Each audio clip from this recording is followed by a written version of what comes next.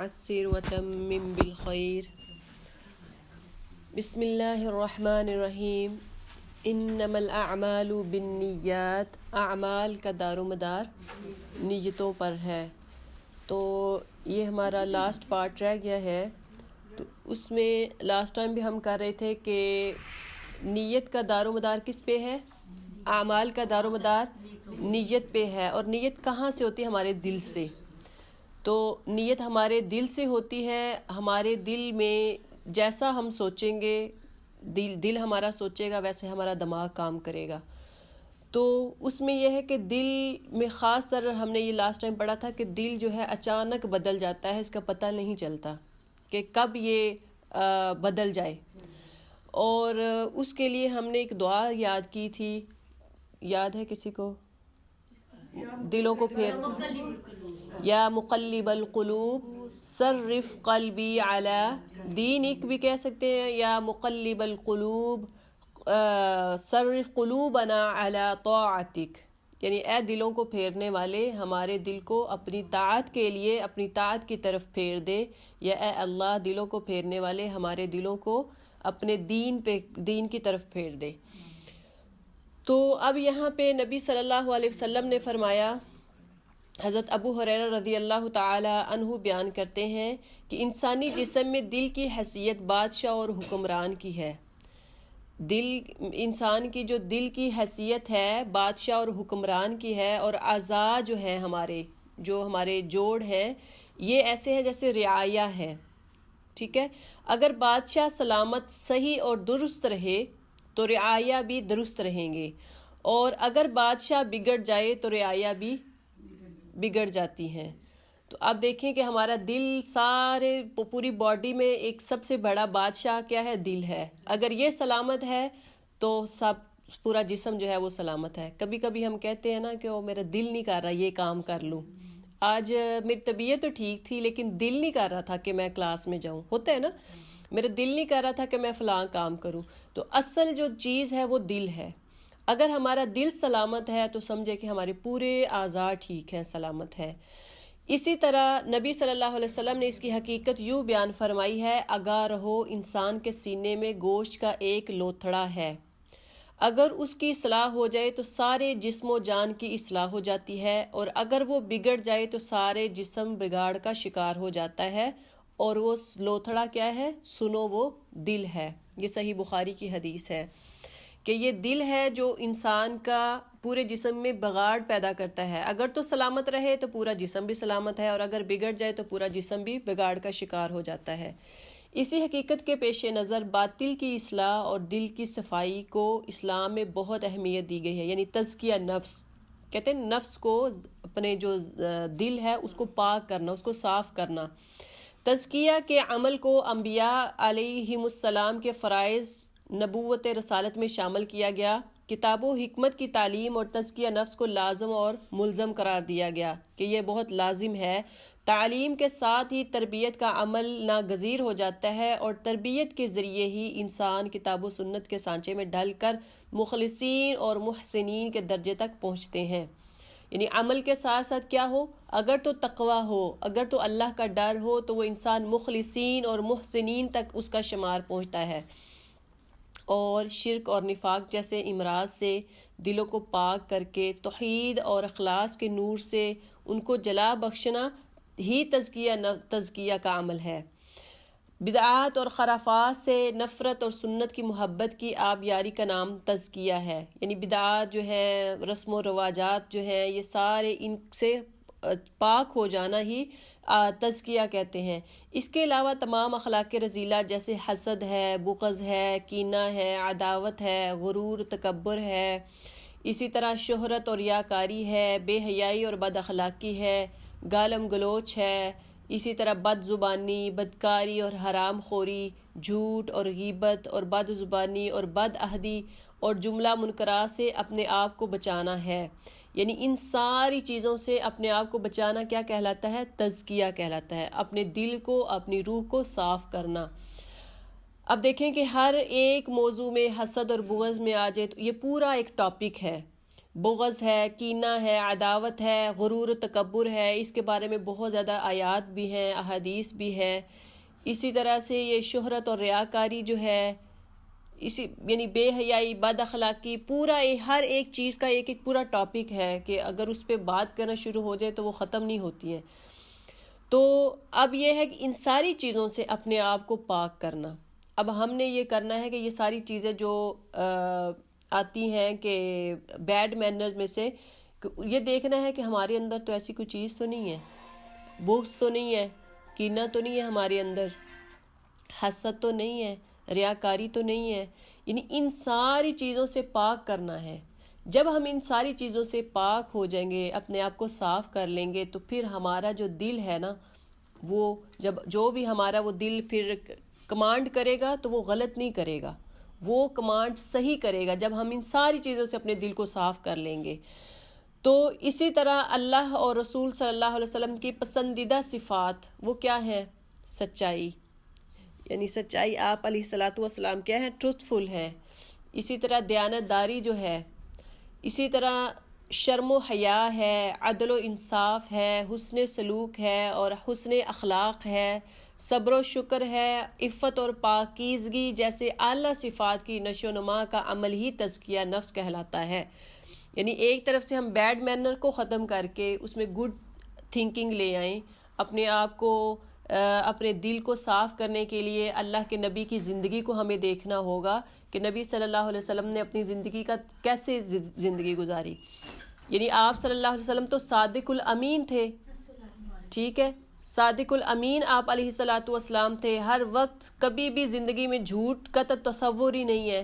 اسی طرح اخلاق، اعلیٰ اخلاق کے مالک تھے۔ سورہ قلم جو ہے نا، نون والقلم وما یسطرون، تو اس میں کیا آتا ہے کہ آپ سب سے اعلیٰ اخلاق کے مالک ہیں۔ تو وہ ساری چیزیں ہمیں جب آپ صلی اللہ علیہ وسلم کی زندگی پڑھیں گے تو ہمیں ان سے پتہ چلے گا کہ آپ نے زندگی کیسے گزاری اور ہم نے اپنے دل کا تزکیہ کیسے کرنا ہے۔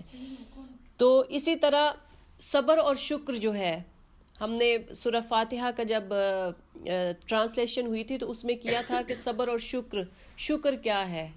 اب دیکھیں کہ اللہ کی اتنی نعمتیں ہیں، ہزاروں لاکھوں کروڑوں، ہم اگر اس کو پیپر پہ لکھنا چاہیں تو کیا لکھ سکتے ہیں؟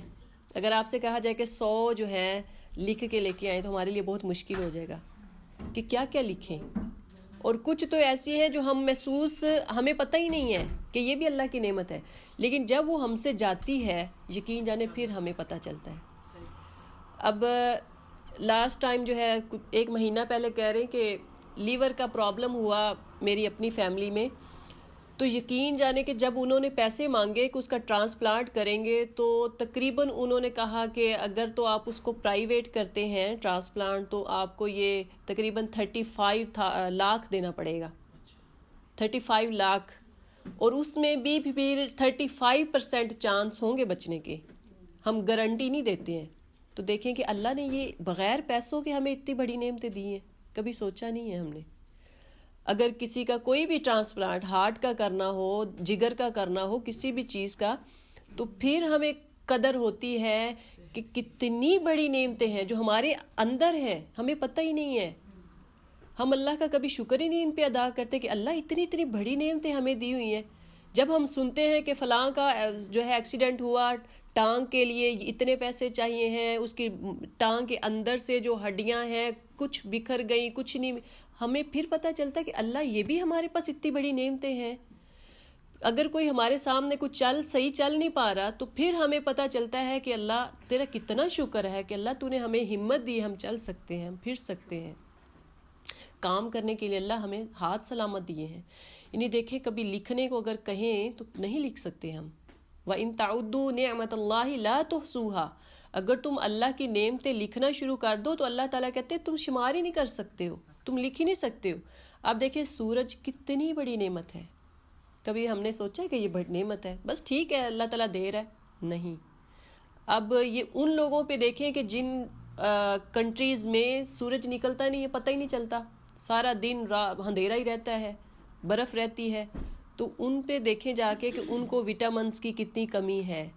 ان کو اب ہمیں بھی اگر دیکھیں تو ہم زیادہ دھوپ میں نہیں نکلتے ہیں تو کتنی وٹامنس کی کمی ہے، ٹیبلٹ کھانی پڑتی ہیں، اگر پاکستان یا ایسے علاقے میں چلے جائیں جہاں پہ دھوپ صحیح پڑتی ہے، لوگ انجوائے کرتے ہیں، تو وہاں آپ دیکھیں گے تو ان کو وٹامنس کا پتہ ہی نہیں کہ یہ ٹیبلٹ بھی کھانی پڑتی ہیں.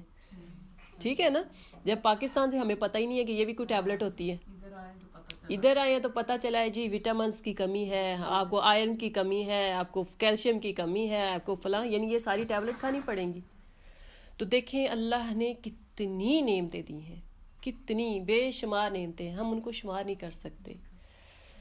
تو اب دیکھیں کہ یعنی ایک ٹاپک جو ہے، ہر ایک ٹاپک کہہ لیں کہ 2 گھنٹے کا کام ہے، لیکن اتنا ٹائم نہیں. ہم جو بات کر رہے ہیں وہ یہ ہے کہ دل جو ہے ہم نے اس کو پاک کرنا ہے. یہ سارے بغض، کینے، حسد سب کچھ چھوڑ دینا ہے. اللہ کے نبی صلی اللہ علیہ وسلم ہمیشہ یہی دعا کیا کرتے تھے، اے اللہ میرے نفس کو تقوی عطا فرما اور اس کو تمام علائشیوں اور اخلاق کے رذیلہ سے پاک کر دے. تو ہی اس کا بہترین تزکیہ کرنے والا ہے اور تو ہی میرے نفس کا ولی اور وارث ہے. تو یعنی اللہ جو ہے دلوں کو پھیرنے والا ہے. تو اللہ کے ہاتھ میں کنٹرول ہے، اللہ جدھر چاہے پھیر دے. تو ہمیں اللہ سے ہر وقت یہ دعا کرنی چاہیے کہ اللہ یا مقلب القلوب صرف قلوبنا علی طاعتک علی دینک. ثبت بھی کہہ سکتی، ثبت قلوبنا علی، جی ثبت بھی ہے اور صرف بھی ہے، دونوں آتے ہیں. دین کی باجی ہے نا سسٹر، اس دانتوں کا مسئلہ ہے نا، دانتوں کا، تو اس کو 50 راجی پروین 50 اور 20,000 منگا دیں پیسہ. کس چیز کا؟ جی جی جی جی درس دیتی ہے نا، جی جی جی جی جاتے ہیں نا، وہ ابھی عمرے پہ آئی ہے، پہلی 4,000 انہوں نے دیا ہے، تو 20,000 پونڈ مانگنے. کس چیز کا؟ جی.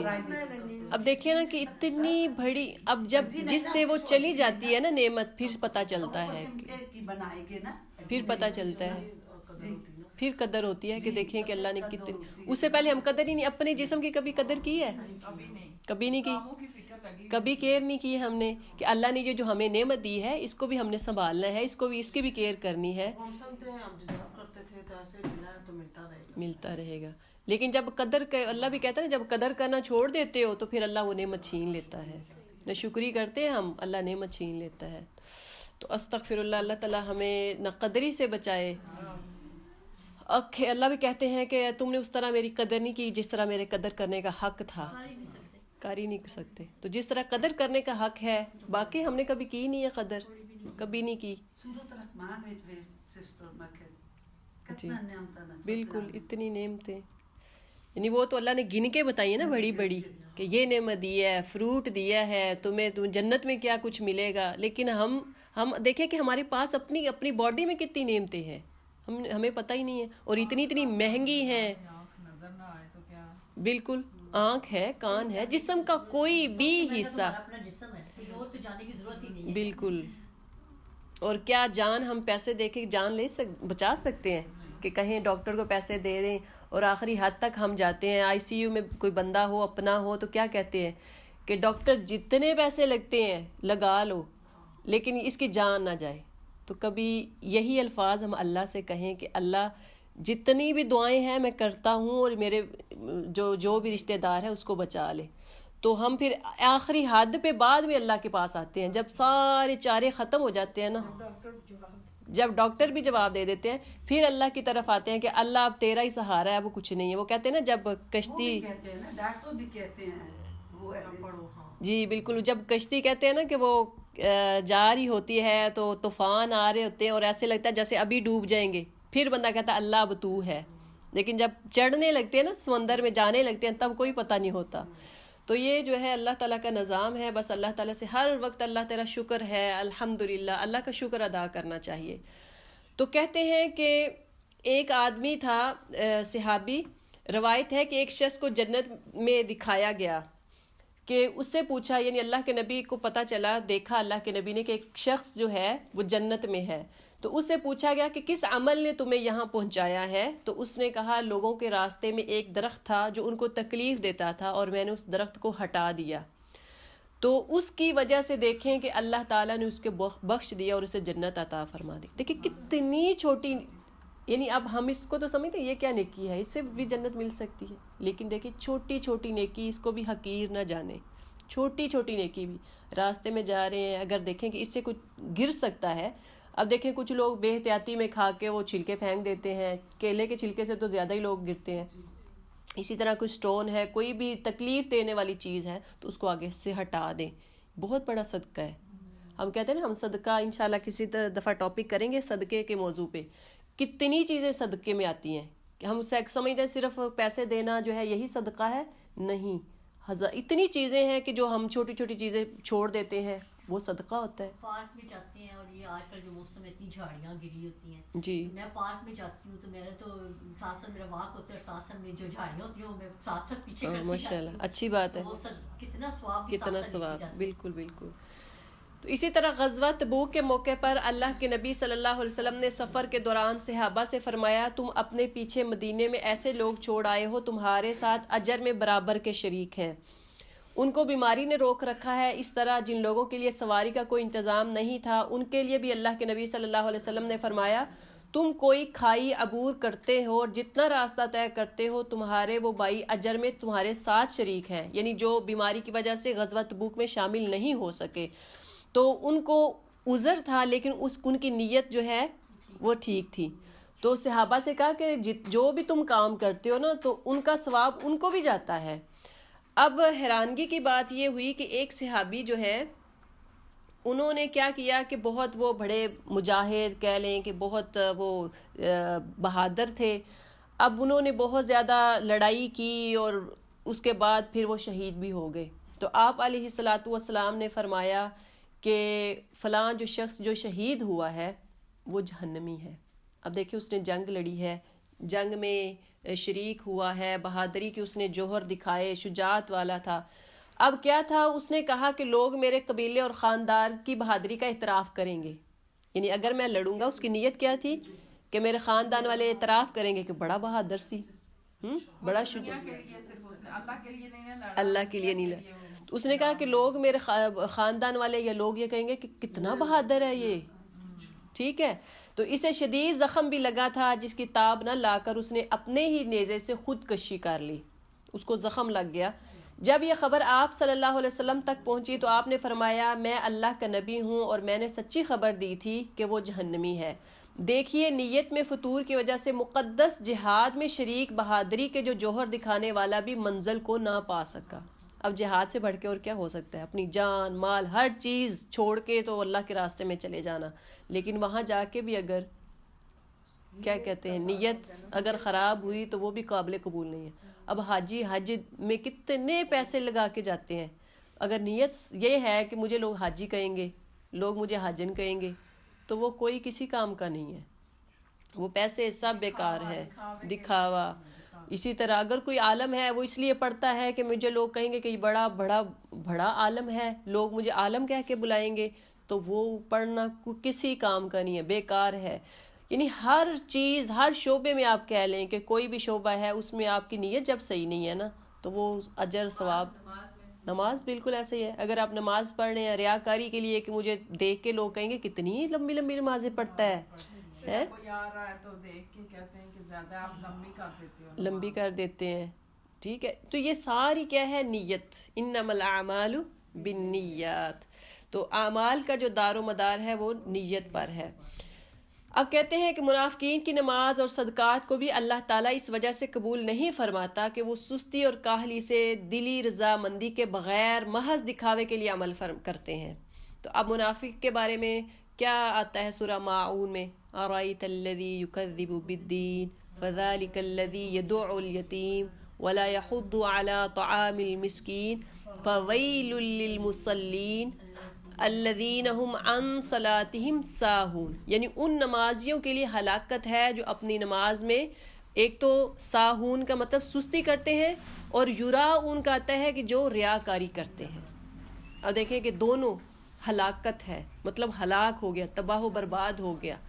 تو کتنی بڑی اللہ تعالیٰ نے وعید سنائی ہے ان نمازیوں کے لیے جو نماز تو پڑھتے ہیں لیکن سستی کے ساتھ، کاہلی کے ساتھ، اور پھر اگر کبھی پڑھی صحیح، گھر میں کچھ اور بندے آ گئے تو دکھاوے کے لیے پڑھی، اللہ تعالیٰ کہتے ہیں یراؤن، یعنی ان کی ساری نماز جو ہے وہ ریاکاری کی تھی، وہ ضائع ہو گئی.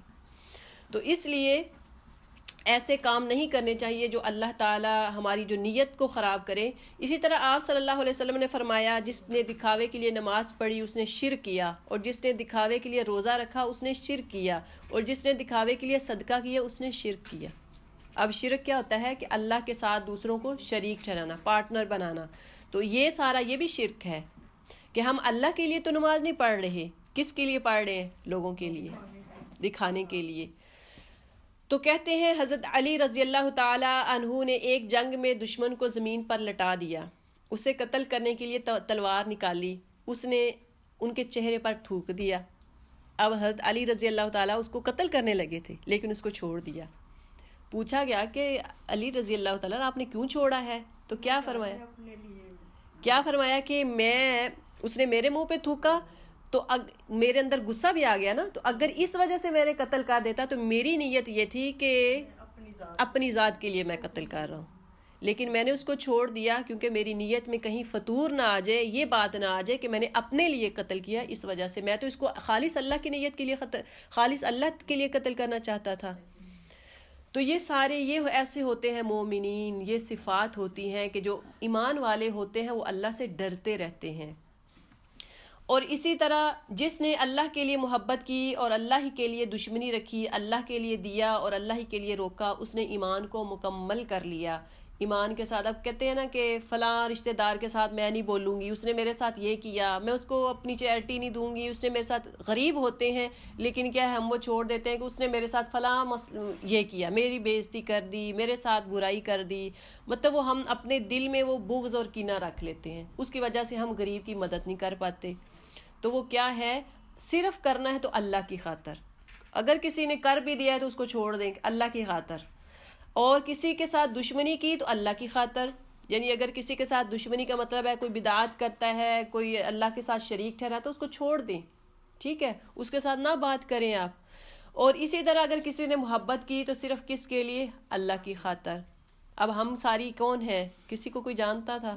نہیں جانتا نا. میں آپ کو نہیں صحیح طرح سے، یقین جانے مجھے آپ میں سے کسی کے نام بھی نہیں صحیح طرح سے آتے. اکثر سسٹر کے مجھے نہیں نام آتے ہیں، آپ میں سے کچھ 4-5 ہوں گی جن کے نام مجھے پتہ ہے، وہ بھی روز جو ملنے والی ہیں. تو اب یہ کیا ہے کہ یہ کس کے لیے ہے محبت ساری؟ آپ اگر میرے سے محبت کرتے ہیں تو کس کے لیے؟ اللہ کے لیے، دین کے لیے. اگر میں آپ سے محبت کرتی ہوں تو کس کے لیے؟ دین کے لیے. ہمارا کوئی ریلیشن تو نہیں یہ تھا نا، فیملی ریلیٹیو نہیں ہے، کچھ نہیں ہے، کوئی دوست نہیں ہے، تو صرف اللہ کے لیے. آپ یہاں آتے ہیں سننے کے لیے اللہ کی خاطر. تو یہ سارا جو ہے اللہ کی خاطر محبت اور اللہ ہی خاطر دشمنی جو ہے، اسی سے ایمان مکمل کر لیا کریں، اسی سے ایمان مکمل ہوتا ہے. تو ایمان کے ساتھ ہمارے رویوں کا بڑا ہی گہرا تعلق ہے. صرف نماز روزہ ہی ایمان کی پہچان نہیں ہے، بلکہ انسانوں کے ساتھ ہمارے تعلقات کیسے ہیں، یہ سب سے بڑی چیز ہے کہ ہم دوسروں کے ساتھ کیسے، ہمارا رویہ کیسے ہے. یعنی نماز روزہ زکوٰۃ تو یہ مسلمان کرتے ہیں، لیکن ہمارا رویہ جو دوسروں کے ساتھ ہے، رشتہ داروں کے ساتھ، پڑوسیوں کے ساتھ، ہمسایوں کے ساتھ، یہ کیسا ہے، اصل چیز یہ ہے. تو پہلے بھی یہ میں نے کہا تھا کہ حقوق اللہ میں نماز روزہ زکوٰۃ اور یہ ساری چیزیں حقوق اللہ میں آتی ہیں. حقوق العباد کیا ہیں؟ یعنی بندوں کے حقوق، آپ کے میرے پہ حقوق، میرے آپ پر حقوق کیا ہے، ہمسایوں کے میرے پہ حقوق کیا ہیں، میرے ہمسایوں پہ کیا ہے، میرے والدین کے میرے پہ کیا ہے، بہن بھائیوں کے میرے پہ کیا ہے، ٹھیک ہے. یعنی یہ سارے حقوق جو ہے حقوق العباد میں آتے ہیں. تو اس میں ہے کہ اللہ تعالیٰ جو ہے حقوق العباد معاف نہیں کریں گے، باقی سب کر دیں گے. تو اسی طرح حقوق اللہ کے ساتھ حقوق العباد کی فکر اور معاملات میں سچائی اور دیانتداری مومنین مخلصین کا بنیادی وصف ہے. اللہ تعالیٰ بھی کہتے ہیں نا کہ یہ مومنین کی، اگر آپ سورۃ المؤمنون پڑھیں تو اس میں کتنی زیادہ قد افلح المؤمنون، مومن جو ہے وہ فلاح پا جائیں گے. کیوں پا جائیں گے؟ وہ نماز پڑھنے والے، وہ زکوٰۃ دینے والے، وہ اللہ سے ڈرنے والے. یعنی اتنی صفات ہے، کو 15-16 اس میں صفات آ جاتی ہیں. اپنی حفاظت کرنے والیاں، اپنے جو ہے وہ مطلب اپنے جسم کی حفاظت کرنے والیاں، اپنی آنکھوں کو جھکا لینے والیاں. یعنی اگر آپ سورۃ مومنون پڑھیں تو اس میں انشاءاللہ آپ کو پتہ چلے گا کہ مومنوں کی صفات کیا ہوتی ہیں. تو دین تو باہمی معاملات ہی کا نام ہے، اخلاق سے نیت دراصل اللہ کے ساتھ مضبوط تعلق اور ہر حال میں اس رب سے وفاداری نبھانے کا نام ہے۔ تو اب دیکھیں کہ اللہ کے نبی نے کلمہ لا الہ، یعنی اللہ کے نبی صلی اللہ علیہ وسلم نے اصل چیز کیا تھی؟ عبادت کے تو جو کی انہوں نے، لیکن لوگ کیوں مسلمان ہوئے؟ کیوں لوگوں نے کلمہ پڑھا؟ کیوں لوگوں نے اسلام کو قبول کیا؟ جب آپ مدینہ میں چلے گئے تو کیوں آپ صلی اللہ علیہ وسلم کی طرف سے لوگ ایسے قبیلے قافلے بن کے آ رہے تھے جو اسلام قبول کر رہے تھے؟ تو کس وجہ سے؟ حسن اخلاق کی وجہ سے، حسن سلوک کی وجہ سے، ان کا بیہیویئر دیکھ کر لوگ آتے تھے۔ تو یہ ساری چیزیں ہیں کہ اللہ تعالی ہمیں اپنے نیت جو ہے وہ درست کرنے کی توفیق عطا فرمائے۔ جب ہماری نیت کا قبلہ درست ہو جائے گا تو ہماری ساری عبادات، ہمارے اخلاقات سب انشاءاللہ تعالی صحیح ہو جائیں گے۔ وما علینا الا البلاغ، وآخر دعوانا ان الحمد للہ رب العالمین۔